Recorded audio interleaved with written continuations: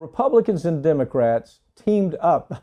Both parties. It wasn't just the Republicans. It wasn't just the Democrats. Both of them, of these parties. You know, if you're tribal about your politics, if you have this tribal notion, well, I'm Democrat and everything Democrats do, I'm Republican and everything, you're nuts. Okay, you're nuts. Both Republicans and Democrats teamed up recently to repeal vital protections of the Dodd-Frank Act. And last week, President Trump, as you would expect, signed this disastrous law into effect. So here this is almost, again, it's one of those stories we look at and you almost have to laugh. The banks were saying that the new law allows us to have control of $250 billion before we have to perform under anything that the Dodd-Frank has to say. Now, it was that if a provider had $50 billion, $50 billion versus $250 billion. If they had $50 billion, all the Dodd-Frank laws would apply. So the Democrats and the Republicans said, oh man, we got to look out for our banker pals. And they passed this rollback. Right, because the banks were able to convince them that, hey, I know you think a small bank is anybody with less than $50 billion, but really $250 billion is a small bank. And the protections that now are not in place for banks with less than $250 billion in capital, they were stress tests to make sure that this bank and everyone who was holding their money in it or had their mortgage with them could survive a financial crash.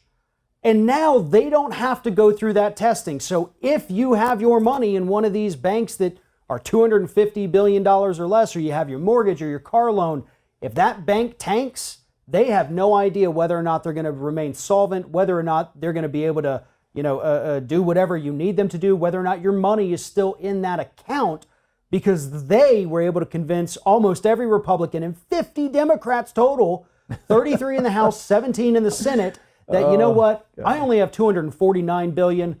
I'm really tiny. I don't have much money. Yeah, I shouldn't have to test to make sure I can survive the next disaster that we're probably already working on. No, there's no question we're working on the next disaster because the fundamentals are just lining up exactly like they were 2008.